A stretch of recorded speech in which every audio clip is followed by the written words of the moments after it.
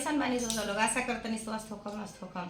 देखी बड़ा सुंदर एगो शिव जी के हम होली के गीत लेके आई बनी, तो लोग सुनी सुन के हमरा चैनल के भरपूर आशीर्वाद दी। कैसा लागल है?